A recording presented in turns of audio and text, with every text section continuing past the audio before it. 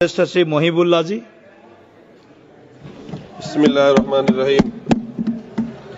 जनाबे सदर मोहतरम, सबसे पहले मैं आपका तहे दिल से शुक्रिया अदा करता हूं कि आपने मुझे इस मसले पर गुफ्तगू का मौका दिया और मुझे ज्वाइंट पार्लिमानी कमेटी का भी हिस्सा बनाया। सदर मोहतरम, जब हमारा मुल्क आज़ाद हुआ था तो हमारे कायदीन के सामने दो रास्ते थे। वो रास्ते क्या थे और किसने पेश किए थे, ये अब गैर अहम है। असल बात यह है कि हमारे रहनुमाओं की दूरंदेशी और अक्लमंदी की बदौलत मुल्क में हर मजहब को परवान चढ़ने, फलने फूलने और अपने इदारे चलाने की आजादी दी गई, जो कि हमारे आइन की आर्टिकल 25 और 26 में मौजूद है। ये हक महज एक आईनी हक नहीं बल्कि बुनियादी हुकूक का हिस्सा है। आज हमारे ऐवान के सामने जो वक्फ तरमीम बिल पेश किया गया है, ये न सिर्फ हमारे बुनियादी हुकूक की खिलाफ वर्जी है बल्कि राइट टू इक्वलिटी के भी साफ खिलाफ है। इसको सदर मोहतरम मुल्क की दूसरी मेजोरिटी कभी कबूल नहीं करेगी।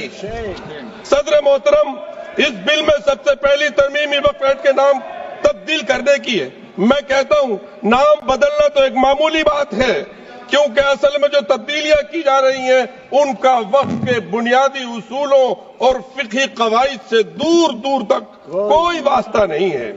इस तरमीमी कानून का मकसद वक्फ के इदारे को कमजोर करना और उसे बेअसर करना है। तारीखी तौर पर वक्फ के जितने भी कवानीन बने हैं वो इस उसूल पर कायम थे कि मजहब में दिए गए वक्फ के उसूलों और शराइत को खत्म ना किया जाए। सन 1913 का मुस्लिम वक्फ एक्ट, जिसका माननीय मंत्री जी हवाले दे रहे थे, इसी नियत से लाया गया था कि वक्फ के उसूलों को कानूनी तौर पर तस्लीम किया जाए, ना कि उन्हें तब्दील किया जाए। सन 1923 में, सन 1954 में, सन 1995 और 2013 के तमाम तरामीम वक्फ के तहफ़्फ़ुज़ की नियत से लाए गए थे और इसको कुव्वत देने के लिए लाए गए थे, ना कि उसको कमजोर करने के लिए लाए गए थे। वजीर मोहतरम को यह एतराज था कि हमारी लाई हुई तजवीज पर मुस्लिम कम्युनिटी शक कर रही है। बेशक वो कह रहे हैं शक कर रहे हैं, इसलिए कि उन्होंने वक्फ के उसूलों को और फिक़ही कवानीन को मद्देनजर नहीं रखा। सदर मोहतरम, आप खुद जेपीसी में थे, मैंने सवाल किया था कि इस वक्फ को ड्राफ्ट करने में कितने मुस्लिम स्कॉलर थे, तो वाहिद 12 लोगों की कमेटी में एक आदमी था, वो भी ज्वाइंट। सदर मोहतरम, मैं अब चंद चीजों की निशानदेही करना चाहता हूं जो वक्फ की असल हैसियत और बुनियाद को खत्म करने के दर पे है। पहली तरमीम, वक्फ को अब सिर्फ मुसलमानों तक महदूद किया गया है। मैं दिल पर हाथ रखकर कह सकता हूं सदर मोहतरम, एक जाती वाक़या बयान करता हूं, पार्लियामेंट की मस्जिद के सामने रहकर सारे देशवासियों के लिए दुआ करता हूं। मैं अब दुआ कैसे करूंगा जब ये महदूद कर दिया जाएगा। मैं एक वाक़या आपको बयान कर रहा हूं।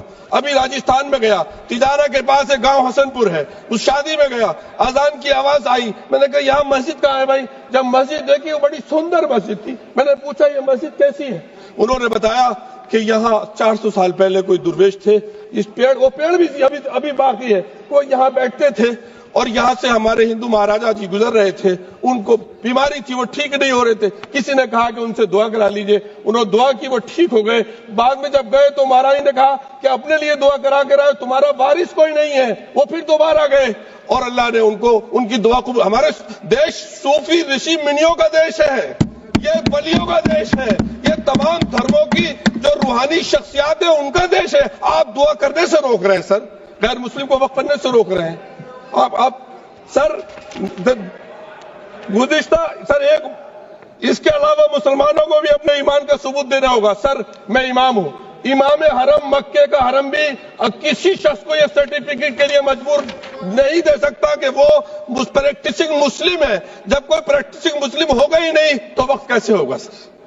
वक्त तो खत्म हो जाएगा सर।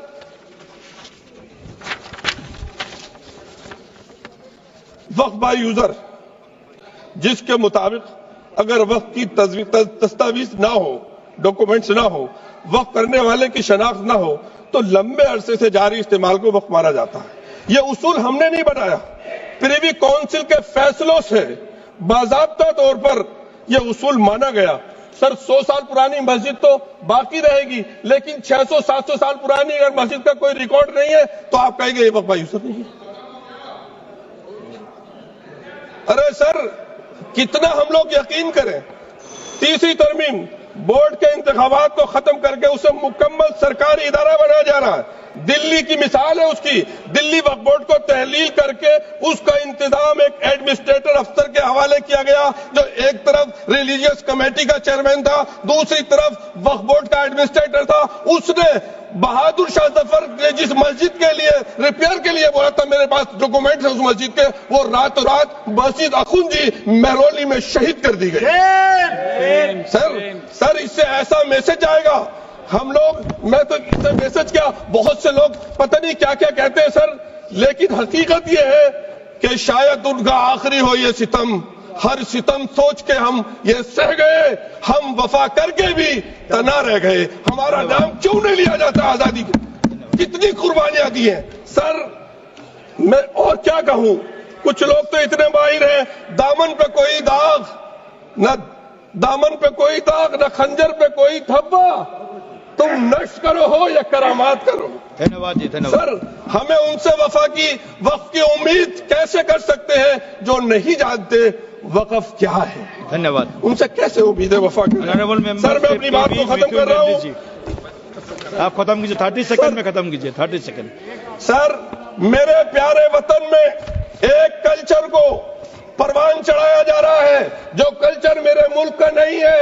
میں اپنے دل کی آواز سے کہتا ہوں، ہزاروں سالہ تہذیب کا جو کلچر ہمارا جو دیش کا رہا ہے، یہاں میں اپنے اسلام دھرم اور عیسائی اور جوش دھرم کے ساتھ سے بھی کہہ سکتا ہوں کہ میں اسکالر ہوں، اور آپ سب کا سمان کرتے ہوئے کہہ رہا ہوں، سب سے پہلا انسان اور سب سے پہلے انسان کے ساتھ جو ہم سب کی چیزیں ہم جس نام سے بھی کہیں، بھارت ماں کہیں ہمارے میں، یا گرانڈ مدر کہیں، وہ ہندوستان آئے تھے. تمہاری تہذیب اپنے خنجر سے آپ ہی کرے گی. You please start. Thank you, sir. Sir,